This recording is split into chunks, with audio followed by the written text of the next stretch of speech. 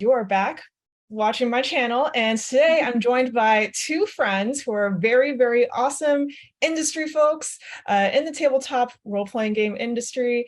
And I'm just going to ask you to introduce yourselves. Kienna, let's start with you. Who are you? Hi, everyone. I'm Kienna. I'm a TTRPG designer, writer, and I guess community content person.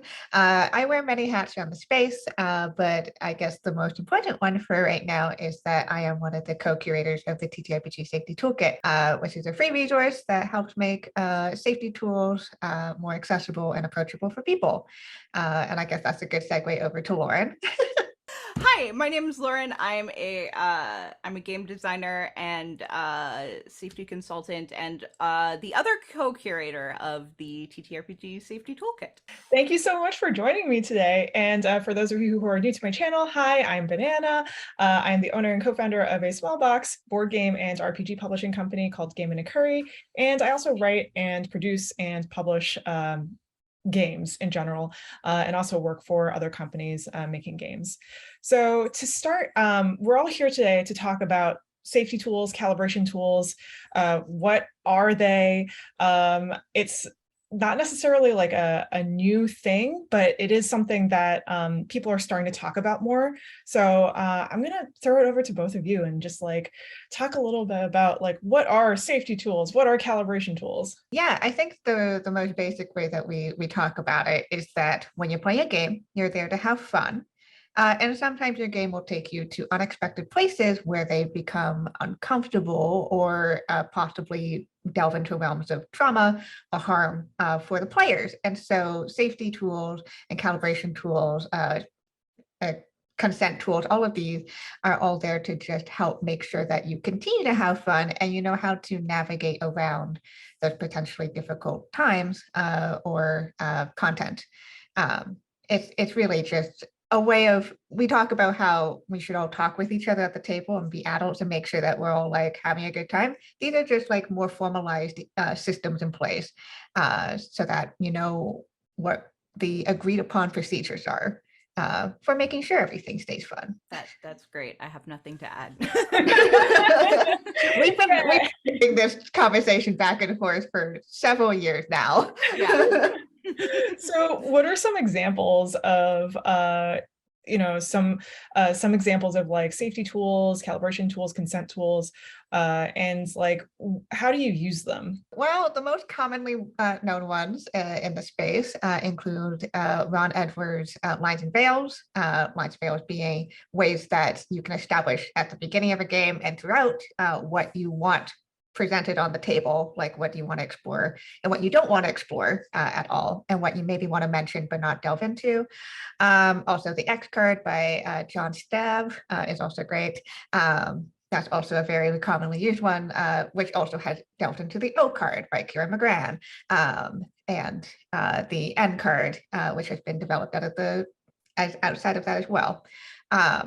There are a lot of them out there, though, and I think that's been a big part of our work in the safety toolkit, has been realizing the breadth and depth of what's out there and having to collect all of them in one place. Stars and Wishes by Lou Quaid as well is also a very popular one. There's a lot. Like that's just like skimming the surface there. Very cool. Yeah. And those are I mean, that's how most people come across safety tools is they'll be playing a game and somebody will say, we're going to use the X card or we're going to use lines and veils. This is what they are. And those tools are really great because they can be applied to any game. You can take any game, you can do lines and veils before any game. You can do Stars and Wishes after any game. Something that people, I think, have always been doing in games, but that people are starting to do a lot more of, which I love to see, is building tools and mechanics specifically for their games and their context. You had one in the game for kids, right? Yes. And questioning, Yes. yeah. Yes. and I love it. Would you mind explaining it a little more? Yeah, absolutely. So for those of you who are not familiar with Questlings, it is a game that I designed with Tim Devine. It was published by Lenneman Games, co-published by Game and Curry and Lenneman Games. And basically the characters that you are playing kids, and you call upon your inner hero when you receive a challenge. So these challenges could be like something like, trying to figure out your school project, or trying to win a soccer tournament or something like that. And so on the character sheet itself, they have a smiley face, a meh face. It's just like a face that's just like a meh. And I don't know how to explain it better than that. But then there's also like an angry face or a sad face. And so these faces, they are basically color coded. So they're green, amber, and red. So that way, if a player, usually a kid, when they're playing, they're just like, it's hard for them to like verbalize their feelings. They would just point onto like a specific thing on their character sheet. And these are all designed like in the character sheet itself. So it's not like, something that's like between all the players like that you have to reach for. It's something that like is in front of you, so that usually if you're playing with a parent or something like that, the parent would be able to like take care of your needs, and they would be able to see like, visually, like they're just like, oh, okay, like you're sitting right there. I can see that you're pointing at the green smiley face. That means you're having a great time. So let's keep doing what we're doing. But if you're feeling like not sure about a thing, or like you're not feeling comfortable about a thing, then, it's either like the red face or like the amber face. And then that would let the parent know or the GM know to scale it back a little bit and just like redo whatever is going on. It comes from like, the X card, the O card, the consent flower. What's the flower? The support flower. Support flower, right? Yeah, that idea. So it's like the red, amber, green from the support flower.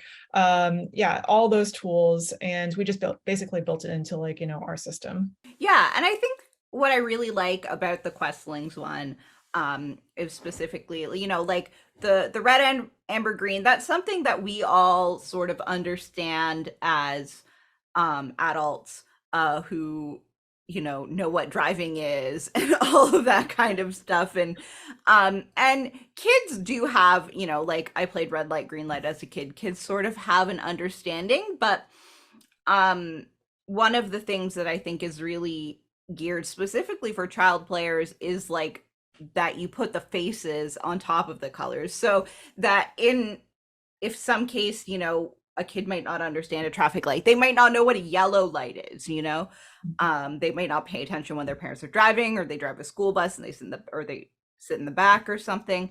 But okay, I know what a happy face is. I know what a sad or angry face is. And if I'm feeling like that, I can just point to that.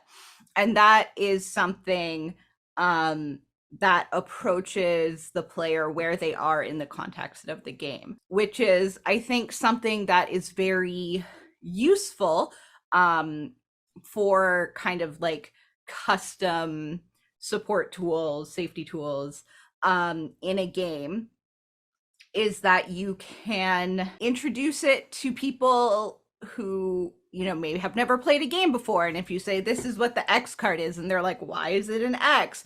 Why is it an O? I don't understand. And then you have to like, explain the history of safety tools. Well, you don't have to, but it's a little more streamlined. And it's all within the language of the game. It's right on the character sheet, so you don't have to worry about like finding, your extra X cards, or like writing it on a piece of paper. If your printer doesn't work and you forgot to print off your support flower, then you're like, what do I do? I advocate for people putting those kinds of tools custom into their games if it's appropriate. Yeah, I mean, I think one way, if we're going to talk to specifically game designers, is when you're designing a game, you're creating a system of play, right? You're creating a cycle of play where people are engaging with specific mechanics. And safety tools are just another set of mechanics. And people can come in and bring their own external mechanics in the same way that anyone can homebrew a system of stuff. But it becomes much more elegant and also factors into how you want your gameplay to work if you think about it and integrate it from the beginning. And it can be very empowering and also very helpful for your actual game. For example, Lauren and I worked as the safety tool developers for Starforged by John Hopkins. It was a great experience, and a lot of it came down to how do people engage with mechanics of Starforged and Ironsworn? How do we create something that functions the same way? Can people check in on each other? How can people change content if they need to, have the permission to change content if they need to, and like make adjustments and give suggestions on how to make adjustments just based on the kind of powered by the apocalypse style mechanics that are there. And so we created a whole set of what we call what do we call them again? We call them Session moves. Session moves. Thank you. Which are, because all Ironsworn has moves categorized based on like, these are combat moves and these are like exploration moves. And we're like, well, here are the session moves. These are the moves that you do as a part of the game. That's not necessarily within the context of the narrative, but within the context of the meta and you as players. And it provides just a really easy way for people to use them because it's the same sort of thing that they would do if they were just rolling dice to see if they are able to sneak into this place without being spotted. I am also able to do this move too. Hey, I want to like maybe change the detail from, I don't know, spiders to weird living plants because I don't want spiders in my session today. So yeah, it's just all about from the baseline creating that incentive to engage in safe play, and then also just make your games work better instead of having to be like, well, you can add in on this additional thing if you want to. It's like, no, it's just part of the game itself. It just makes it much more elegant, quite honestly.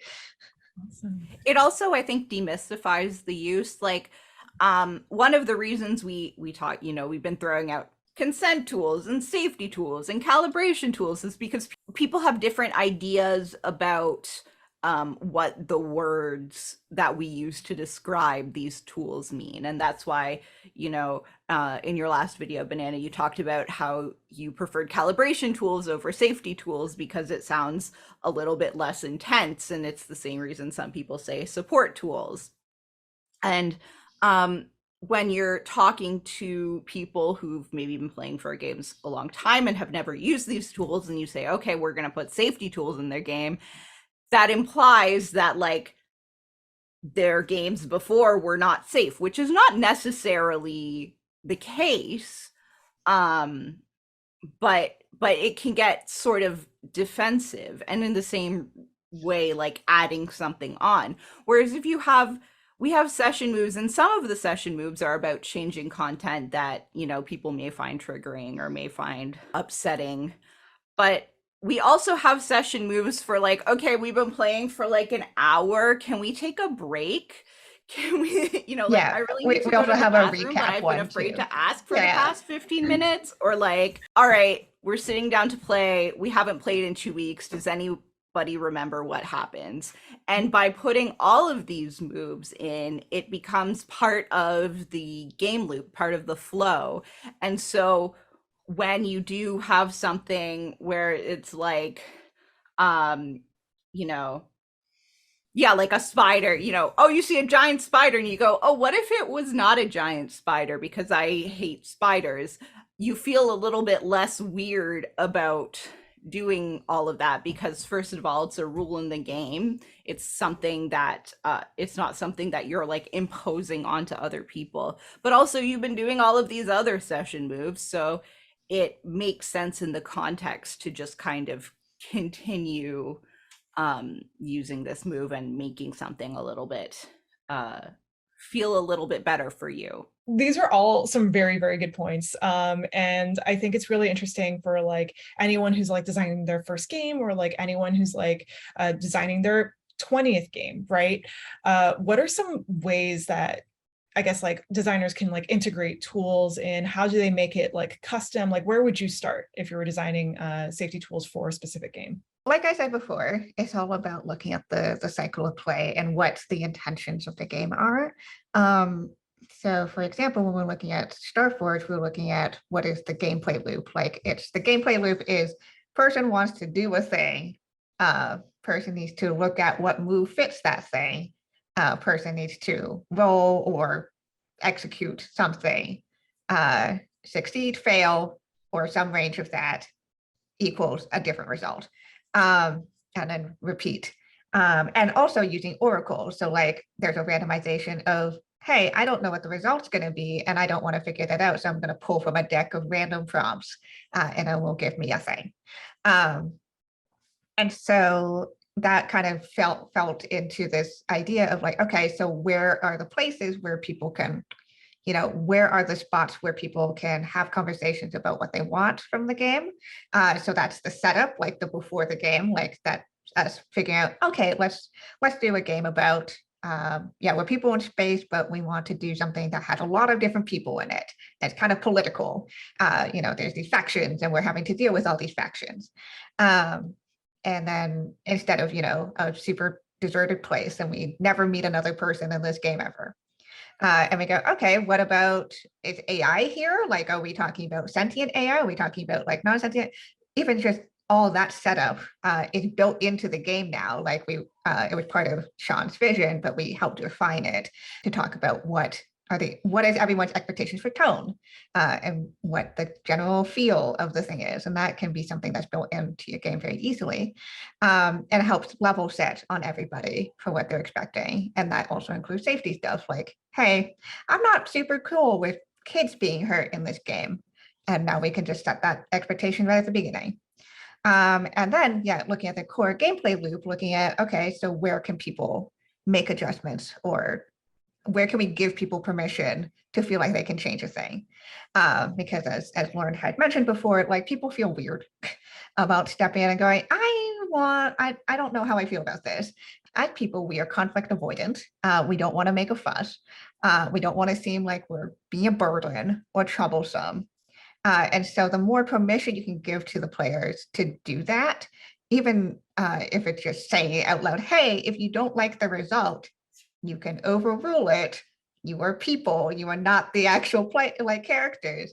That's also just a very powerful thing to do. And then find ways to mechanize that, whether that's building in, if you're doing a move-based system, making a move that lets people do that. I think Blaze in the Dark does a really good thing with stress and being able to decide how stress on your character functions. When you can say, no, actually, I don't want this thing to happen to my character, so we'll take this other route instead. You can just say that. Like you can just be like, I don't actually want to take this consequence. We're going to shift it to something else, and that's fine. And that's part of the game, and that's still interesting to play. So finding what is the interesting thing that comes out of that is also an incentive for people. What is the interesting thing that comes out of people being able to, hey, we're gonna just pivot this a little bit to be more interesting for us. The other thing that I think is important to look at is sort of the unique context of your game and what you might necessarily need for your game that I'm so sorry. Hi, Rita. I'm keeping this in the video. Rita's just like, hello, I also have thoughts for safety.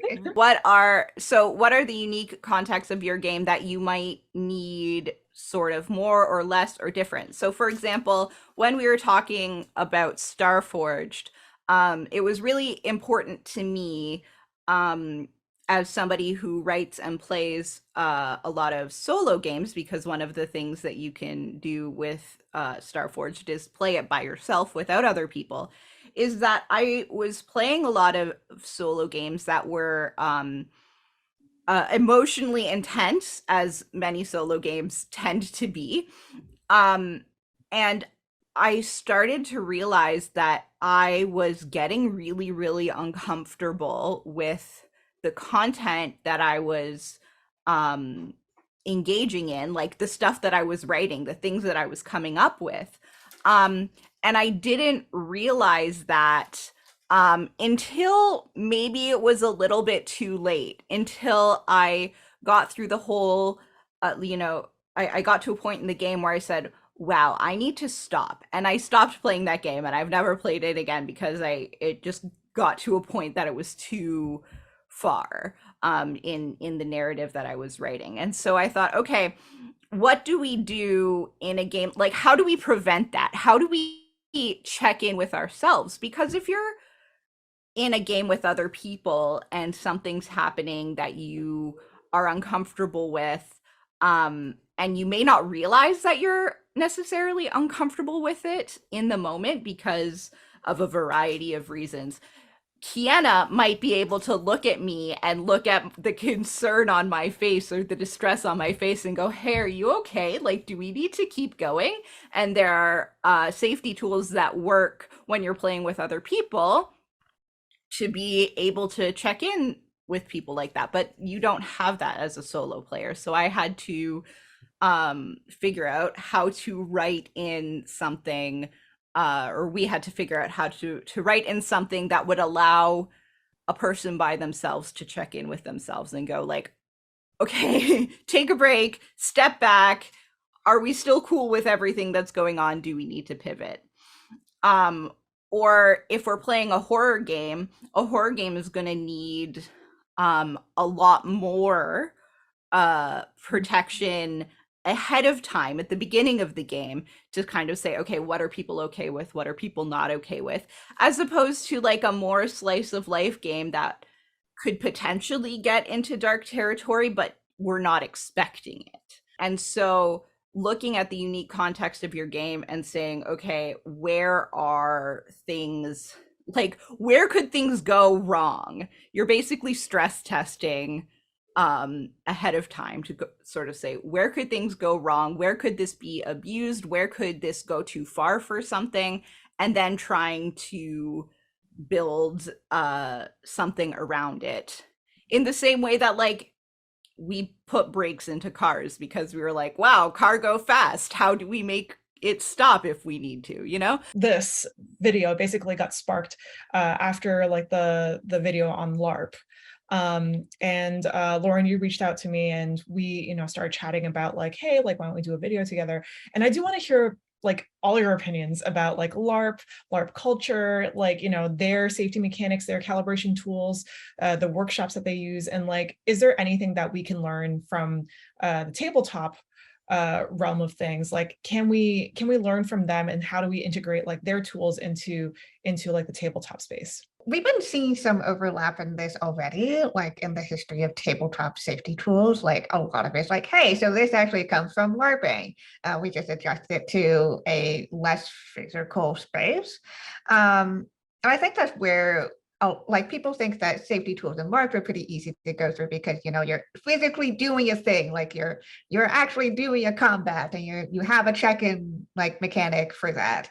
That's not just, hey, let's talk. And there's this idea that with TTRPGs and like sitting down and building a thing verbally, that because you have much more free imagination because you're not restricted by your physical capability to do a thing. That means you can just do anything, and that any safety tool is a hampering of that free imagination, which is really a misconception that's been pretty common. Less so these days, but generally still sticks around for people who are kind of still has feelings about safety tools, where really it's just a way of empowering and adjusting narrative to work for you. There are so many cool things that people are doing in LARP space, and especially in online LARP space now, where people are doing remotely and finding ways to adapt their check-in tools to an online space that can be done the same way to take from a physical space to a sitting at a table space. I think there's something to be said there. There's a lot. I don't think it's that also different, truly, at the end of the day. Even just in our research and our compilation and curation of stuff, there's been a lot of like, hey, here's this LARP tool that people just use all the time. I'm like, oh, cool. Like, I looking at the structure of these things, they're not so different in the end, I don't think.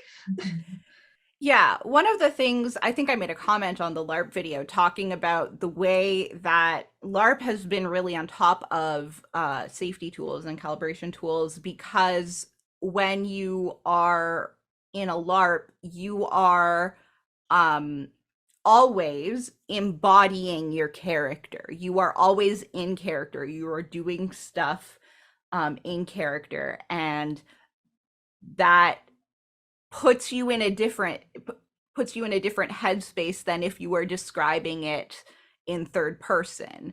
You know, just the act of saying I love you, as opposed to saying my character looks them in the eye and says I love you, is a very different, like, emotional and yeah, it's a very different emotional experience.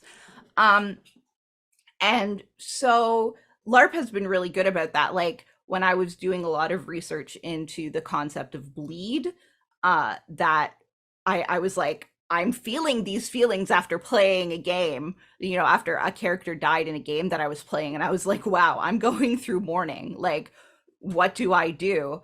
And I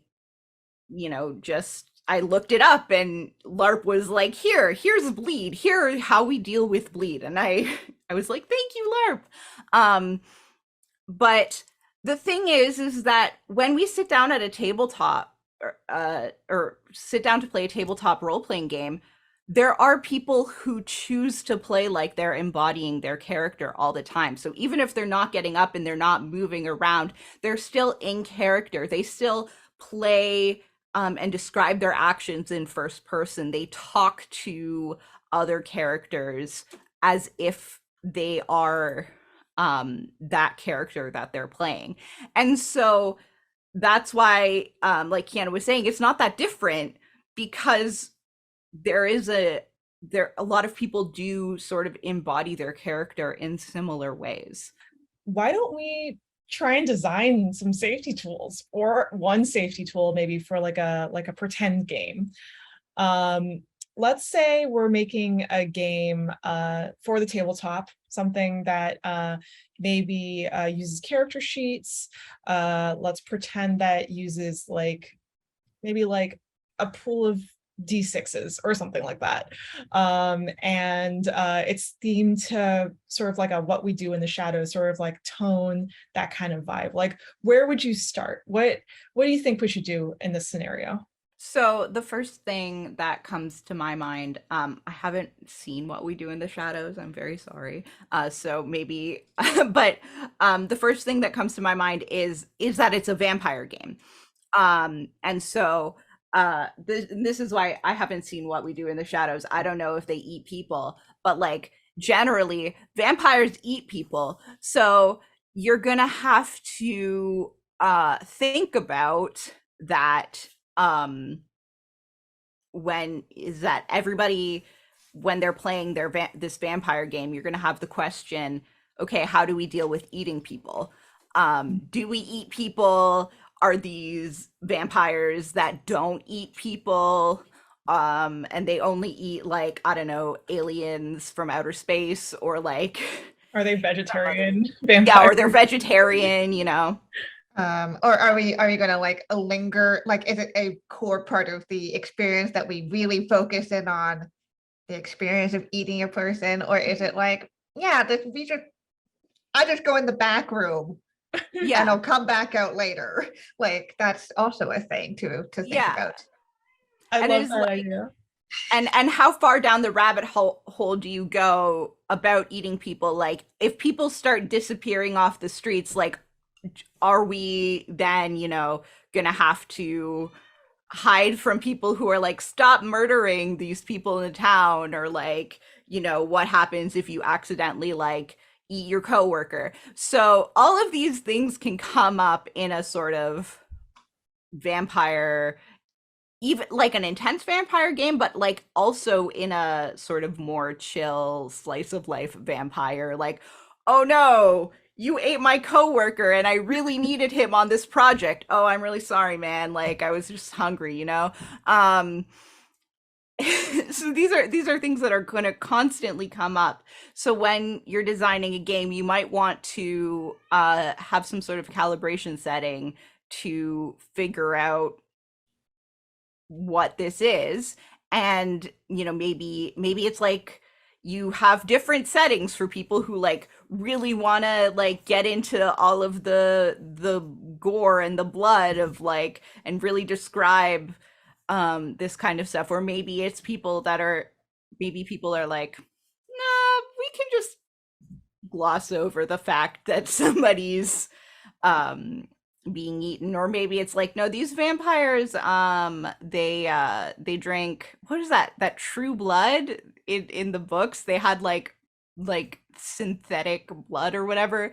Like maybe we live in a community where like that's what that is. Everybody drinks, I love, something else that's not human blood. yeah, I always have this instance where sometimes at a table, there's like that feeling of like, especially between two players, where it's just like, is it okay if I do a thing? Like, is it not okay if I do a thing? So there's like that negotiation that happens. So in like the scenario that that you just described, where it's just like, say one player is a vampire, the other person's also a vampire, and they want to eat the other person's like coworker or something like that, right? Like, let's say that that's a scenario, like, and the player doesn't know that this is going to happen, and that like one player is just like, I really want to do this. Like, how would you go about that? Like, how would you like make sure that both players get what they want while still managing the story? So it's like, okay, it's like fun, it's lighthearted, but like maybe the other player doesn't want their coworker to be eaten. Yeah, so we always talk about yes and in games, and I think what a lot about safety tools that can be framed in that sense is that instead of going yes and all the time, it's yes, but let's do something, let's shift it, right? Yes, but so like instead of going, someone's like, I want to eat your coworker, and you go, well, like people would be like, oh, we have to yes and because that's the only way to make it fun, right? And you're like, well, I don't want to. So you can say yes, but you don't kill them, or yes, but I'm going to find out, and we're going to have a in-character confrontation about it. Or yes, but some other funny consequence comes out of it. Just allowing people to put in both of their parameters and then come up with a compromise. And the game can provide that in certain game language or guidelines or leading questions for that. So for example, if this is character, if it's role based or whatever, you can say, well, if you succeed, you get the thing that you want, but the other person also gets to have input on how things change or how things aren't quite as you imagine them to be, and you can discuss that. Or you can go, if it's a move based thing, you can go, well, here are in the move text itself, you say, well, if you want to eat somebody else's important person in their lives, you have to ask them. And if they say no, figure out another way to interact with this. Yeah. What if we're talking about, like a specific tool sort of thing, what got me is the yes and the yes but, or maybe there's no instead. And so maybe if we're developing some sort of mechanic around this, then maybe that's the mechanic, is that every time you do something that is going to affect another player, you ask them, hey, is it okay if I do this? And you have a variety of answers. One is yes, and let's do this. Or no, yes, but I'm going to do this. Or no, instead, can we? And then that gives us a framework that we can use every time for like every single well, not every single, but like for many different possibilities, from can I eat your coworker to can I see the text message that popped up on your phone. Yeah, I love this idea. I feel like for this fake game that we're making, like I feel like it would be really cool if it was like on a card or something, and maybe it says something like in the TV series and the movies, like they always have like house meetings. So maybe it could be like framed around like this is like a house meeting, and when this thing happened, when this gets triggered, like this is actually a negotiation between players, and asking for consent from one another to like do specific things before like jumping back into the scenes or jumping back into like into whatever thing is about to happen was like maybe there's like conflict in the scene that's about to happen or something like that. So yeah, I really like the yes and yes but framing of that. Is there anything else that you would like to add to like this fake game? I love the idea of the house meeting thing. So like you could even be like, okay, I'm gonna call a house meeting. And that might be for and that sort of takes us out of the scenes. Um is to be and what I always think about when I'm making a tool is that I want it to be very flexible. Like, because if you make a tool for something, completely like very, very specific, um it's going to be very hard to use. So, but if we say, okay, let's call a house meeting, and then, that pulls it out, and then, okay, the house, and you go, okay, what do we need? And it's like, I really have to pee. Can we go?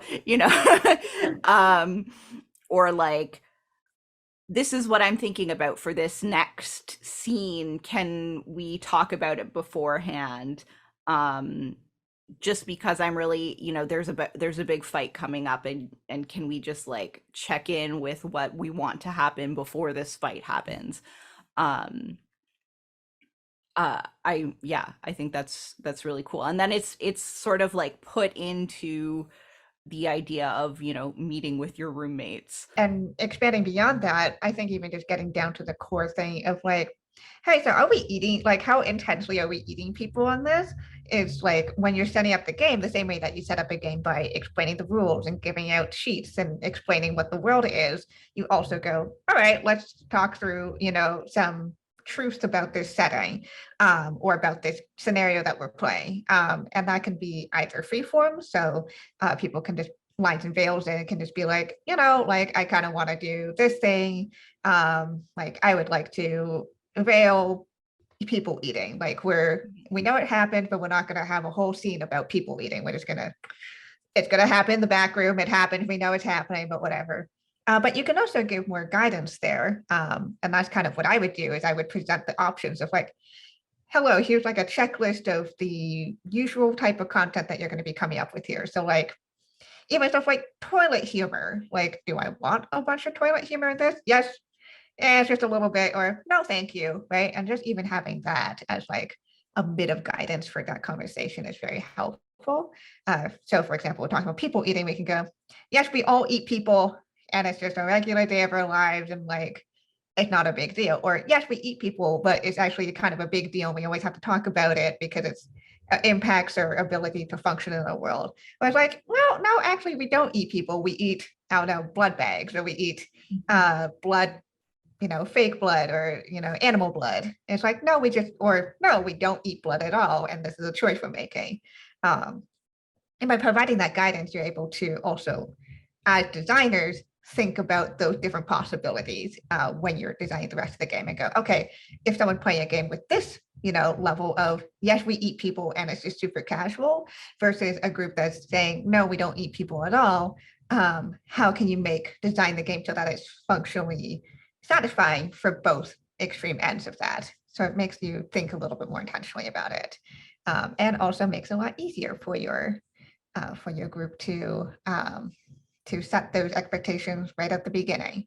And I always love to make my safety tools really like fit the aesthetic of the game. So like when you're talking about this sort of these important conversations you need to have at the beginning, that to me seems like a roommate contract, like, have you ever done that when you like move in with strangers or like people you don't really know, and you're like, all right, this is, here's the baselines, like nobody bring their friends home for like, if you want to have somebody stay over, you have to ask everybody.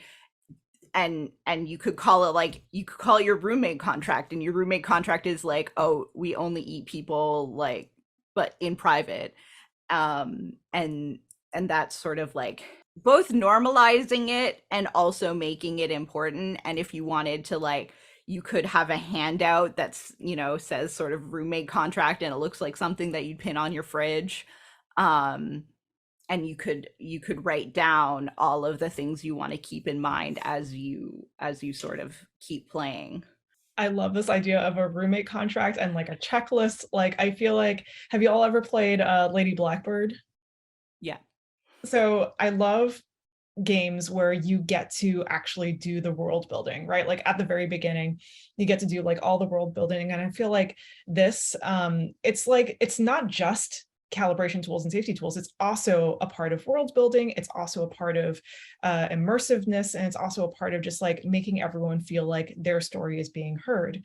And so I really like this idea where just like, you know, we get to build this world that we're living in, and like literally because, you know, we're vampire roommates.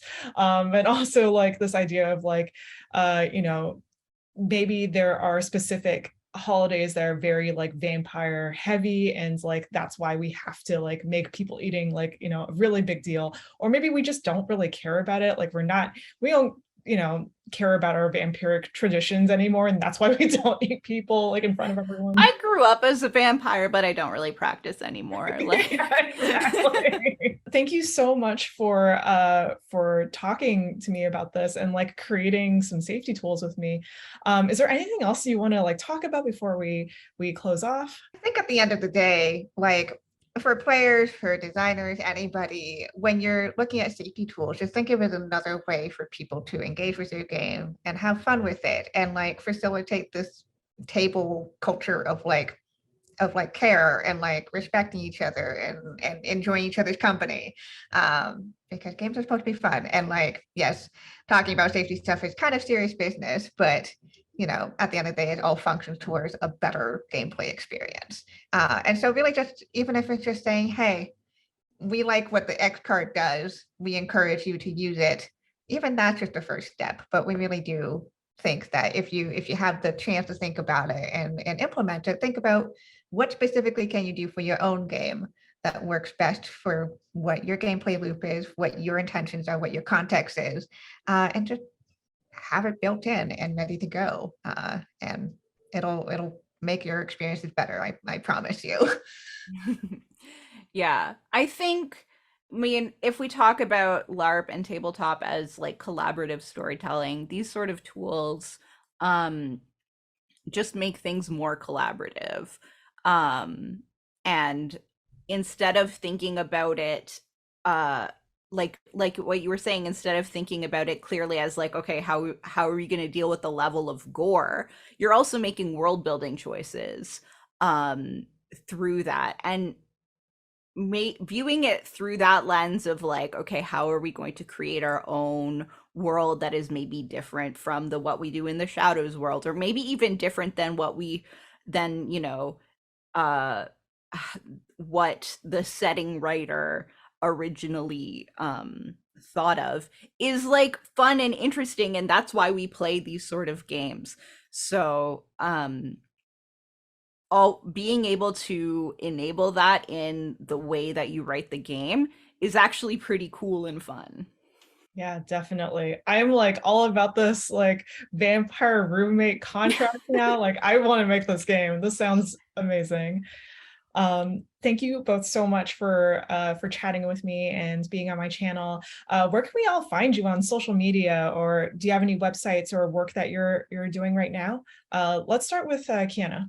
Yeah, you can find me over on Twitter at Kienna S. Best way to figure out what I'm doing. If you want to do stuff, look specifically at the TTRPG Safety Toolkit. We also have a Twitter for that, TTRPG Safety Kit, because Safety Toolkit was too long for Twitter. And we have a bit.ly link that goes directly to the Google Drive. We are thinking about making a website for it, so hopefully that will happen at some point. But other than that, just check out those Twitter accounts for me. What about you, Lauren? And the bit.ly link is bit.ly/TTRPG safety toolkit. I'm sure it'll be in the description. I'll drop a link below. Yeah, my Twitter is at JL_NaceGirl. I actually have a website. I just finished it like 2 days ago, so this is very exciting. But if you go to starvingsoubrette.com, you can learn a little bit more about the games I design, but also my work as a safety consultant. And if you need some help in a game and you kind of want to know what a safety consultant might do, I actually describe what safety consultants do, because I'm not the only one. There are many of us, but what they do and how they can help your game. So definitely, if you're interested in this topic, that's something you can do to learn more about it. Thank you so much for being on my channel and for talking about safety. Safety consultants, you all do so much work. Like, I could never do this because it's just like, I'm just like in awe of like all the amazing work that you do. So thank you so much again. You can find me on social media, on Twitter, Instagram, TikTok, whatever else, at Banana Chan Games. And you can find my company, Game in a Curry, at Game in a Curry on Twitter, Facebook, and you can find my website at www.gameandacurry.com. Thanks so much for watching. Thank you. Bye.